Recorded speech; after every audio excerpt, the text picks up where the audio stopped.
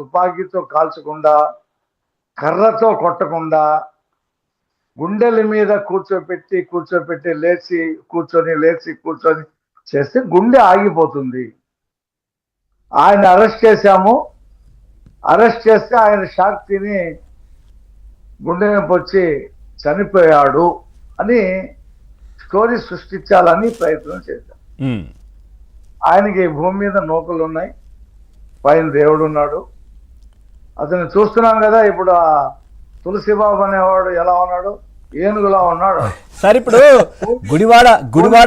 గుడివాడ రండి చూసుకుందాం అనుకుంటున్నారు. మరి వాళ్ళు వెనక ఎవరున్నారు? తులసిబాబు వెనకాల ఎవరున్నారు? నేను చెప్పలేను. పోలీసులు నుంచుంటే వాళ్ళకంటే బాగా ఎత్తుగా ఉన్నాడు. పోలీసులే జనరల్ గా 5'8", 5'9" ఉంటారు. మంచి హైట్ ఉన్నాడు, లావు ఉన్నాడు. వాడు ఎగిరి కూర్చోవటం అంట. కూర్చుంటే మంచం కూడా ఎరిగిపోయిందంట. అది రఘురామకృష్ణరాజు గారు చెప్పారు మాకు. కాబట్టి అంటే ఒక ఎంపీని టార్చర్ చేసి చంపాలనేటువంటి ఒక పెద్ద కుట్ర. ఇది అటెంప్ట్ మర్డర్ కంటే కూడా పెద్దది. దీని వెనక ఇప్పుడు తులసిబాబుకి రఘురామకృష్ణరాజు గారితో తగువ లేదు. తులసిబాబుతో 4 వచ్చారంట ముసుకేసుకొని. వాళ్ళెవరో రేపు తెలుస్తుంది మనకి. వాళ్ళకి తగువ లేదు. ఇప్పుడున్నటువంటి ఆ ఎడిషనల్ డిఎస్పి ఆయన పేరేంటండి, బ్లాక్ షర్ట్ వేసుకుని కనిపించాడు ఇందాక, విజయపాల్ గారు. ఆయనకి రఘురామకృష్ణరాజు గారు పర్సనల్ గొడవలే లేవు, డబ్బులు గొడవలు అసలే లేవు. సునీల్ కుమార్ కూడా రఘురామకృష్ణరాజు గారికి ఎటువంటి గొడవలు లేవు. అది పిఎస్ఆర్ ఆంజనేయులు. ఆయన పరిచయం ఉందో లేదో కూడా నాకు తెలీదు. తగువ ఉన్నది ఎవరికి? జగన్మోహన్ రెడ్డికి, రఘురామకృష్ణరాజుకి. వీళ్ళ కదా తగువ ఉంది.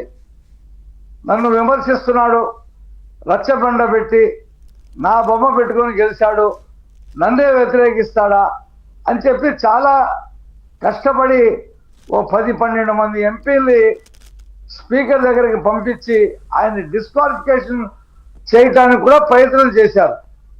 చట్టరీత్యా అది సాధ్యం కాదు కాబట్టి ఆయన పార్టీ నుండి సస్పెండ్ చేయలేకపోయాడు ముందు. కానీ లోక్సభ నుంచి ఆయన డిస్మిస్ చేయాలని చెప్పేసి ప్రయత్నం చేశారు. ఇది ఎలా కుదురుద్ది? నువ్వు సస్పెండ్ చేసినా కుదరదు.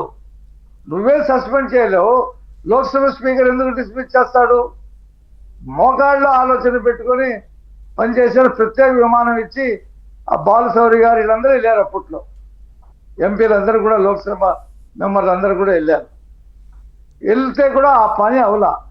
దానివల్ల ఏం పెట్టుకున్నాడు ఇతను జగన్మోహన్ రెడ్డి? ఇక ఇతన్ని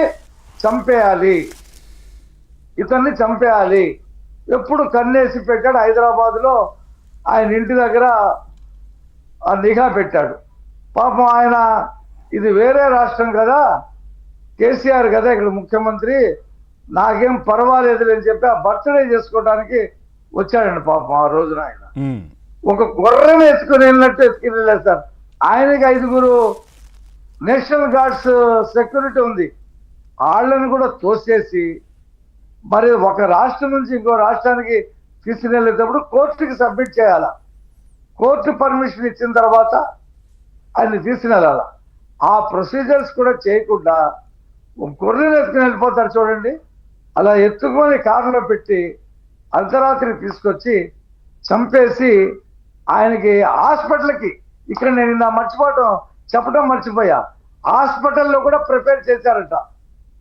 ఎస్పీ చెప్పాడంట, మీరందరూ కూడా అలర్ట్ ఉండాలి ప్రభావతికి, మిగతా డాక్టర్లకి. అంటే ఇక్కడ ఇతను చనిపోతాడు,